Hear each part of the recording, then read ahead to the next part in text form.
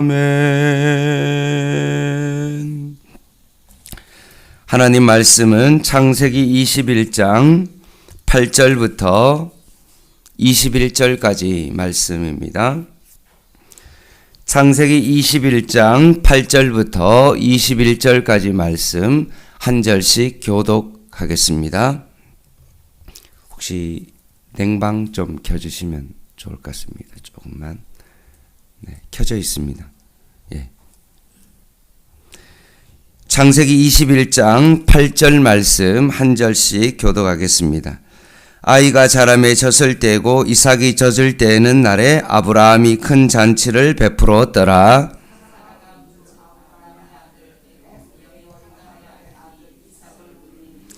그가 아브라함에게 이르되 이 여종과 그 아들을 내쫓으라. 이 종의 아들은 내 아들 이삭과 함께 기업을 얻지 못하리라 하므로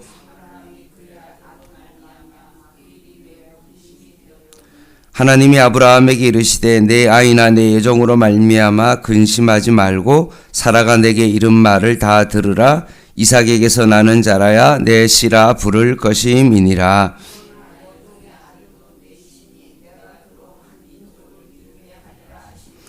아브라함이 아침에 일찍 일어나 떡과 물 한 가죽 부대를 가져다가 하갈의 어깨에 메어주고 그 아이를 데리고 가게 하니 하갈이 나가서 브엘세바 강야에서 방황하더니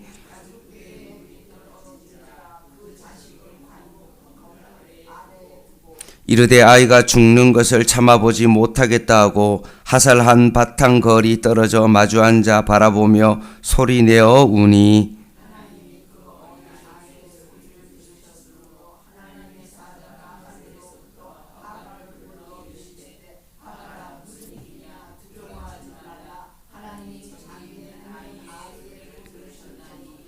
일어나 아이를 일으켜 내 손으로 붙들라. 그가 큰 민족을 이루게 하리라 하시니라.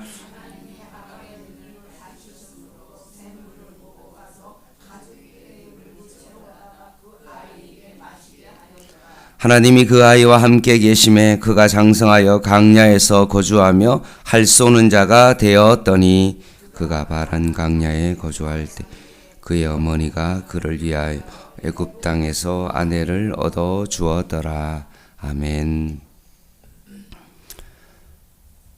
아브라함이 100세가 되었을 때 마침내 하나님께서 말씀하신 대로 사라를 통해 아들을 낳았습니다. 그리고 그 아이가 커서 젖을 뗄 때가 되었습니다. 8절 말씀입니다. 아이가 자라매 젖을 떼고 이삭이 젖을 떼는 날에 아브라함이 큰 잔치를 베풀었더라. 아브라함 입장에서 노년에 낳은 이 아이로 인하여 큰 기쁨이 있었고 그것으로 인하여 큰 잔치를 베풀었더라 라고 말씀합니다. 9절에 사라가 본즉 아브라함의 아들 애굽 여인 하갈의 아들이 이삭을 놀리는지라 라고 2절에 되어 있습니다. 이스마엘이라고 할 만도 한데 오늘 9절 말씀에 보면 하갈의 아들이다 라는 표현을 쓰고 있습니다. 말 하나로 무엇인가 놀리고 있다는 어떤 그런 조롱의 어떤 그런 표현이기도 하고 앞으로 이삭과 이스마엘 간에 어떤 다툼이 일어날 것에 대한 어떤 표면적인 어떤 갈등을 말하고 있기도 하고 앞으로 미래에 있을 두 아들에 대한 상속의 문제이기도 하며 하나님의 약속의 문제가 앞으로 있어지게 될 것에 대한 어떤 잠재적인 어떤 그런 표현으로 보입니다. 그래서 이스마엘이라고 하지 아니하고 하갈의 아들이라 라고 하고 있고 이삭을 지금 놀리고 있는 그런 장면이 오늘 본문 가운데 있는 것입니다. 과연 이 사건을 사라와 아브라함은 어떻게 대하고 있고 하나님께서는 이것을 어떤 관점으로 보고 있느냐, 오늘 이것이 바로 말씀의 포인트입니다. 10절 말씀에 그가 아브라함에게 이르되 사라가 아브라함에게 말하죠. 이스라엘을 내쫓으라 라고 요구합니다.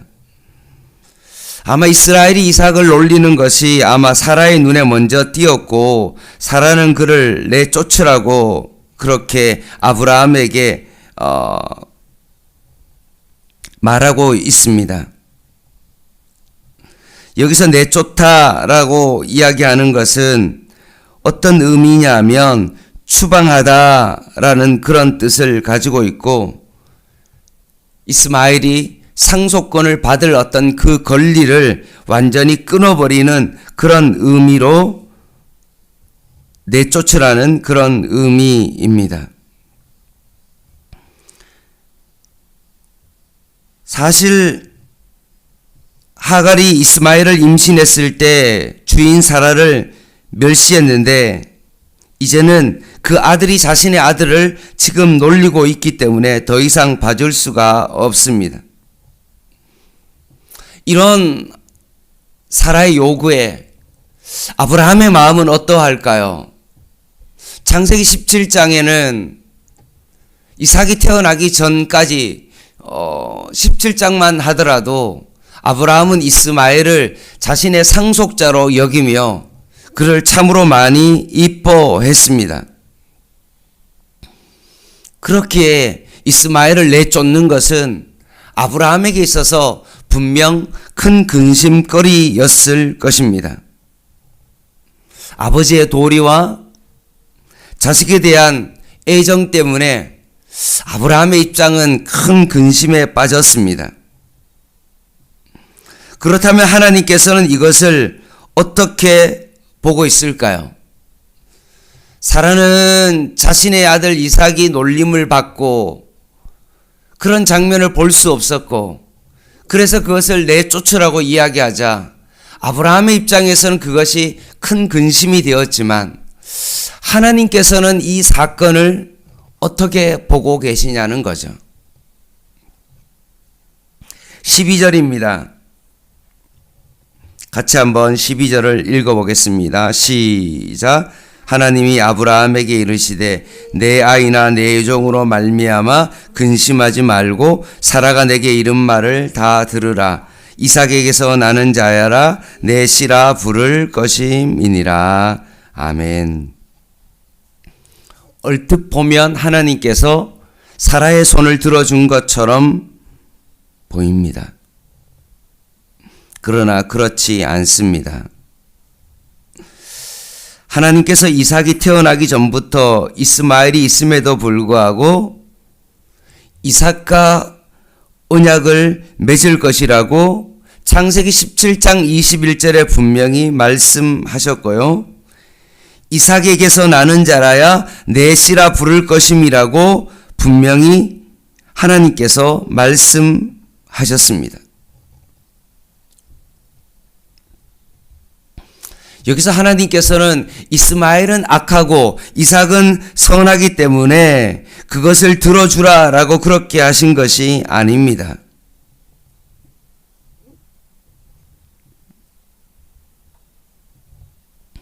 이렇게 말씀하신 이유는 결국 아브라함과 이삭이 모든 어떤 자식을 낳을 수 있는 어떤 그 능력이 다 끊어졌고 이삭은 하나님께서 결국 낳아주게 하신 그런 자식이기 때문에 그렇습니다.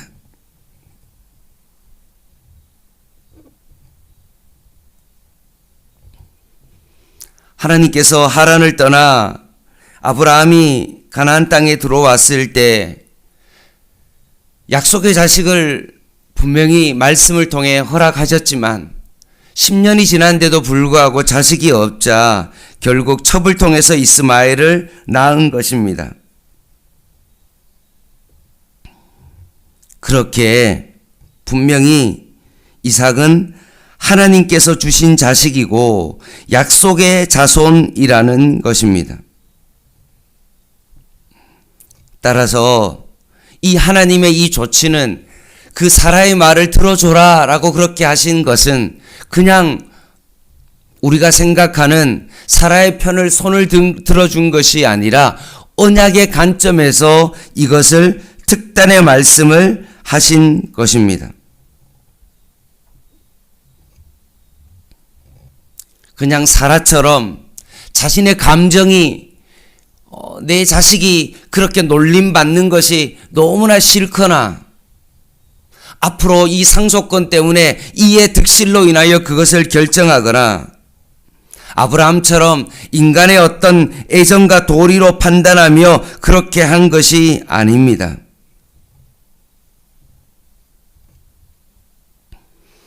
하나님은 이런 사라와 아브라함의 어떤 인간적인 어떤 감정과 이의 득실과 인간의 도리로 그것을 판단한 것이 아니라 하나님께서는 언약의 관점에서 이것을 결정하셨습니다.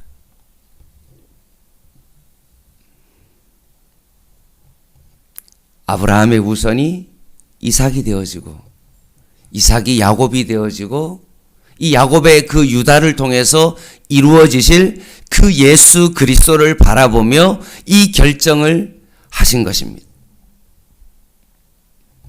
그냥 사라의 손을 들어줘서 사라의 말이 맞다 라고 손을 들어주신 것이 아닙니다. 그냥 아브라함의 인간적인 어떤 그런 도리를 그냥 무시하는 어떤 하나님의 어떤 판단으로 한 것이 아니라 이것은 철저히 언약의 관점에서 그것을 결정하신 것입니다.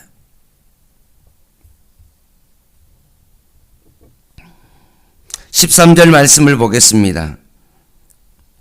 그러나 여종의 아들도 넷이라라고 말씀하십니다. 12절에 이삭에게서 난 자만한 넷이라고 표현한 것과 다르게 13절 말씀은 이것을 넷이라고 했을 때 이것은 무엇을 의미하냐 하면 혈통을 강조하는 것입니다. 12절에 나오는 넷이는 계보를 의미하며 예수 그리스도가 태어날 그 언약의 관점에서 말씀하셨고 13절 말씀에 있는 그 넷이는 혈통을 강조하고 있는 것입니다. 육체의 후손을 의미하고 있는 거죠. 14절 말씀을 보겠습니다. 아브라함이 아침에 일찍 일어나 떡과 물 한 가죽 부대를 가져다가 하갈의 어깨에 메어주고 그 아이를 데리고 가게 하니 하갈이 나가서 브엘세바 강야에 방황합니다. 참 아브라함은 이런 관점에 있어서 우리가 참 배울 점이 많습니다. 인간의 감정과 도리가 분명히 있고 참 그 자식을 아끼고 자신의 판단 가운데는 그렇게 하면 너무하는 것 아니냐라고 했을 때 이것이 하나님께서 언약의 관점에서 이런 결단을 내리고 그렇게 하라라고 하면 아브라함은 어떻습니까? 바로 다음날 그 아침에 일찍이 그 말씀에 순종하며 나아갑니다. 다음 장 22장에도 보겠지만 이삭을 바치라고 그렇게 했을 때 이것이 하나님의 말씀이라면 즉각적으로 그 새벽에 자신의 마음이 바뀌기 전에 하나님의 말씀 가운데 순종하고 있는 아브라함의 모습을 보게 되어집니다. 나의 판단이 아니라 하나님의 뜻이라면 무조건적으로 순종하고 있는 아브라함의 모습입니다.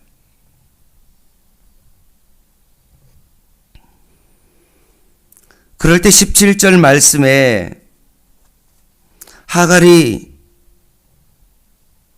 자신 아들 이스마엘로 인하여 너무나 힘들어서 하나님 앞에 이 아이를 두고 하나님 앞에 울부짖기 시작합니다. 그랬을 때 하나님께서 그 울부짖음을 들으시고 무슨 일이냐? 두려워하지 말라. 하나님이 저기 있는 아이의 소리를 들으셨다. 일어나 아이를 일으켜 내 손으로 붙들라. 그가 큰 민족을 이루게 하리라. 그렇게 하십니다. 결국 이스마엘도 하나님께서 복을 주시겠다라고 말씀하십니다. 하십니다. 두 가지 모두가 복입니다.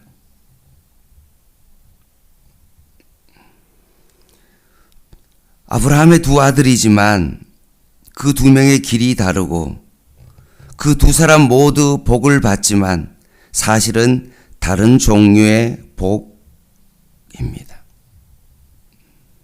육체의 혈통을 이어가는 혈통의 축복과 그리고 언약을 이루어가는 언약의 축복의 두 축복이 오늘 본문 가운데 나오고 있는 것입니다. 말씀을 마무리하겠습니다. 오늘을 살아가고 있는 우리에게도 많은 순간순간 어떤 일을 결정할 수밖에 없습니다. 거기에는 자신의 감정이 들어갈 수도 있고 인간의 어떤 이성적인 어떤 그런 판단이 들어갈 수도 있습니다. 그러나 오늘 본문을 통해서 우리가 꼭 깨달아야 될 하나는 무엇이냐 하면 이런 인간의 어떤 감정과 인간의 도리와 여러 가지 어떤 이성적인 판단이 우리에게 있다 할지라도 하나님께서 그것을 넘어서 결국 언약의 관점에서 그 모든 일을 결정했던 것과 마찬가지로 우리가 그것을 결정할 때도 그 약속의 관점에서 그것을 결정해야 된다는 말씀입니다.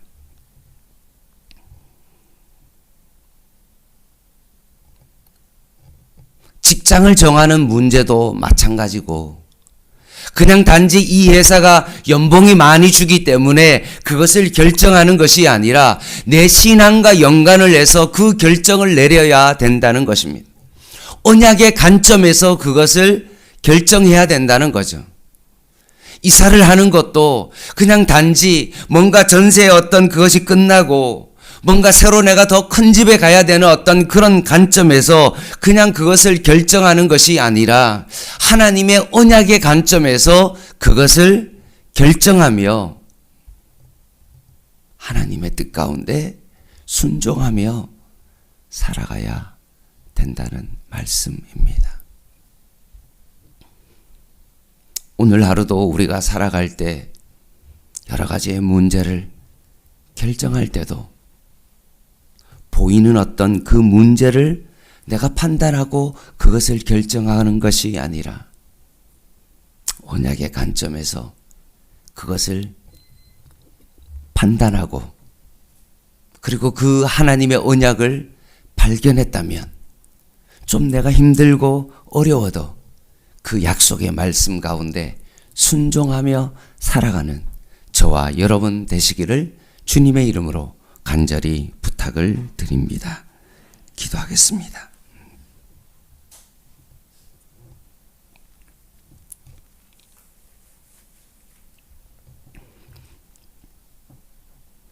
하나님 아버지, 나에게 닥쳐진 그 일이 힘들다고 해서 감정에 따라 그것을 결정하지 않게 하시고 인간의 도리로 그것을 바라보며 결정하지 않게 하여 주시고 그 표면적인 그 너머에 영원한 언약 되신 그 예수 그리스도를 바라보며 오늘도 그것을 판단할 수 있는 저희들 되게 하여 주시옵소서.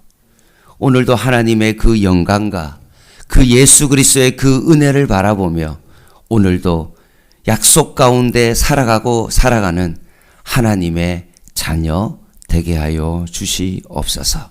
예수님의 이름으로 간절히 기도드립니다. 아멘. 개인 기도 하시겠습니다.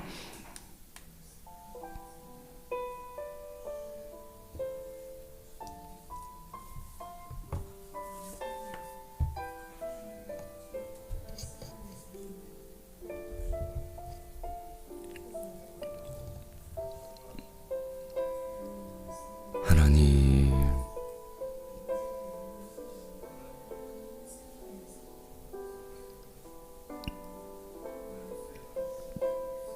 일이 생길 때마다 반복적으로 인간적인 생각과 판단으로 그것을 결정하지 않게 하옵소서. 사라처럼 하나님 아버지 감정에 이끌려 그것을 판단하지 않게 하여 주시옵소서. 오직 예수 그리스도만을 바라보며 언약의 관점에서 하나님의 영광을 위하여 하나님의 중심으로, 말씀 중심으로, 교회 중심으로 그것을 판단할 수 있는 저희들 되게 하여 주시옵소서.